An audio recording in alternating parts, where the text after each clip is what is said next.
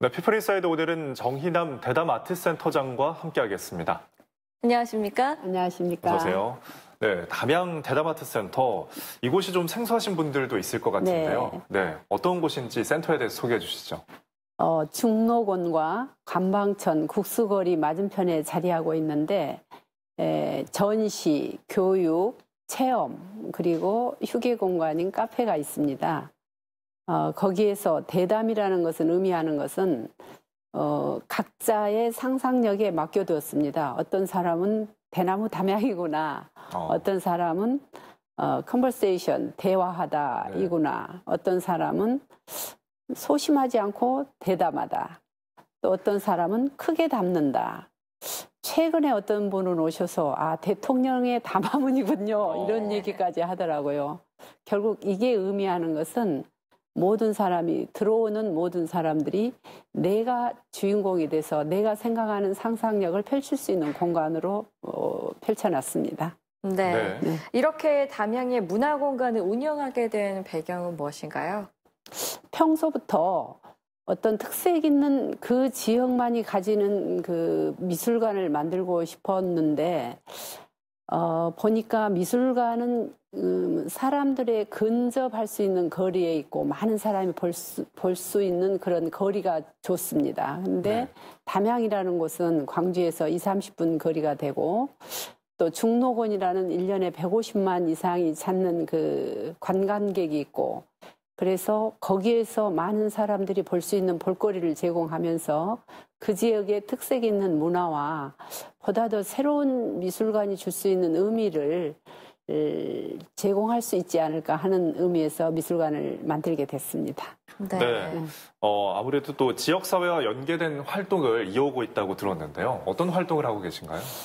처음에 미술관을 만들 때 대담미술관을 먼저 생각한 게 아니라 동네방네 미술관을 생각했습니다. 그래서 요즘 그 지역미술관 이런 얘기가 나오는데 동네방네 미술관이란 그 동네 전체가 미술관이 돼서 한 집 한 집 그 집이 미술관이 될 수 있는 예를 들어서 찬빛 갤러리, 고춧가루 갤러리, 참기름 갤러리 그 지역에서 많이 볼 수 있는 어떤 특색 있는 미술관으로 만들어서 그 동네방네 미술관이 그 지역에 특색 있는 볼거리를 제공하고 그 지역을 컨트롤해 줄 수 있는 어떤 센터로서 대담미술관을 생각하게 되어서 대담미술관을 하게 됐는데 그렇다면 마을의 주민들이 주인공이 돼야 되는데 할머니들이 미술에 대해서 알고 본인들이 뭔가 펼칠 수 있는 기초 어떤 자생력이 필요하겠다 싶어서 할머니들은 마을 화가를 만들기 위해서 9년째 지금 매주 식사를 해드리고 또 재료를 대드리고 그러면서 우리 학예사들과 같이 꾸준히 미술 작업을 해서 지금은 본인들 스스로가 화가라고 생각을 하는 향교리 화가 7분이 탄생하셨습니다.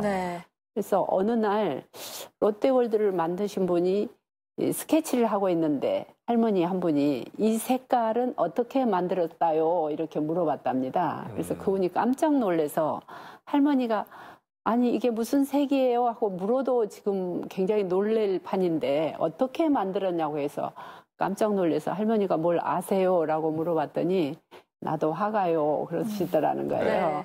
그래서 그러면 몇 년째 됐습니까? 그랬더니 한 5년 돼요. 그러더라는 거예요. 그래서 거기에서 제가 굉장히 이분들은 결국 주인이 돼서 주인공이 돼서 동네방네 미술관을 이끌어갈 수 있는 힘이 생기고 있구나 하고 굉장히 기뻤습니다. 센터를 운영하는데 어려움이나 고충은 없으신가요? 가장 큰 문제점은 일단 전체적인 그 미술에 대한 문화에 대한 관심도 수준입니다. 제가 미술관을 만들었을 때 서울에서 한 20분이 미술관을 들어오시면서 서울에서도 보기 힘든 참 아름다운 미술관이다라고 하시면서 첫 번째 뱉는 말이 어쩌자고 시골에다 이런 미술관을 만들었냐. 굉장히 걱정이 된다 이런 얘기를 해서 그때 제가 걱정하지 마십시오. 10년이 지나면 시골에다가 이런 미술관을 만들어서 정말 잘했습니다라는 말을 들을 수 있도록 노력하겠습니다라고 얘기를 했는데 지금이 9년째거든요. 근데 역시나 그 주민들의 문화에 대한 관심도 미술관을 찾는 그 사람들의 그 인원, 이런 게 놀이공간보다 훨씬 더 적다는 사실이 상당히 힘들고, 문화 선진국에서는 1차원적으로 자녀들이나 연인들이나 주민들이 미술관을 먼저 찾고, 그 다음에 어떤 경치나 풍경이나 이런 것을 많이 찾고, 우리가 여행을 가도 미술관, 박물관이 많이 그 1번째로 이렇게 그 여행 코스에 들어가 있습니다. 근데 우리는 아직까지 문화에 대한 어떤 정서나 수준이 좀 못 미치는 것 같은 게 아쉽고, 그러다 보니까 많은 미술관들이 경제적 자립도가 떨어집니다.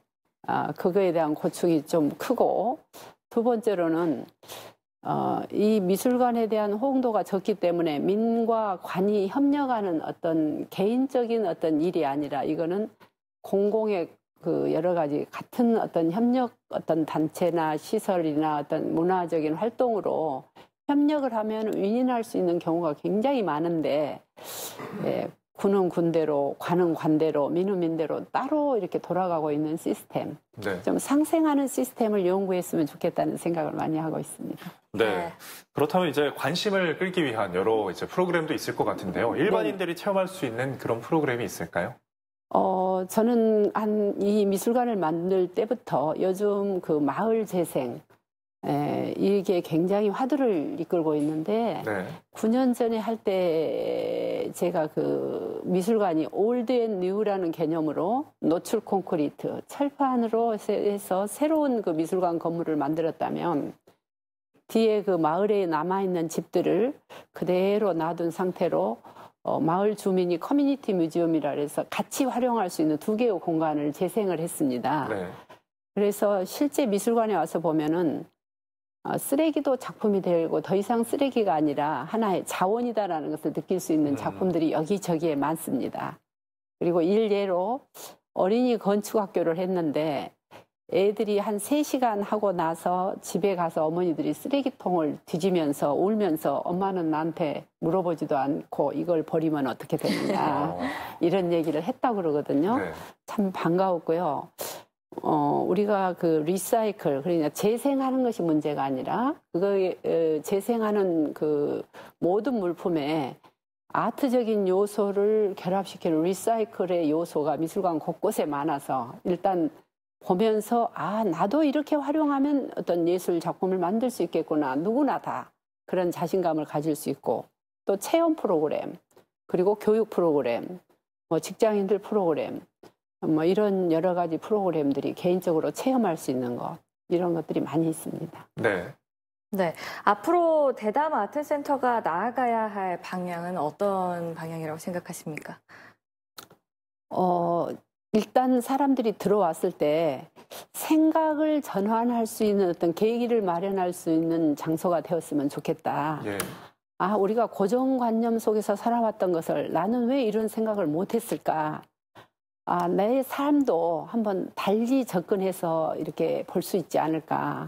이런 어떤 상상력의 계기를 줄 수 있는 공간이 되면서 직장인들, 그리고 기업체, 학교, 이런 곳을 대상으로 문화에 대한 새로운 접근 교육을 할 수 있는 어떤 명소로 거듭났으면 하는 바람입니다.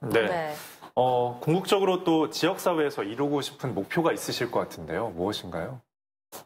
지역사회에서는 어떤 그 지역 그 주민들이 미술관이 지금 현재도 그런 얘기들을 하고 있거든요. 제가 그 입원을 해서 한 15일 미술관을 못 간 적이 있는데, 그 할머니들이 전부 오셨어요. 마을 화가님들이. 그래서 하나의 봉투를 주셔서 제가 이걸 받을 수 없습니다. 그리고 이렇게 거절을 했는데, 봉투에가 향교리 화가 일동, 아주 삐뚤삐뚤 써진 글씨로 이렇게 써졌더라고요. 그래서 너무 눈물이 나와서 그거를 받았습니다.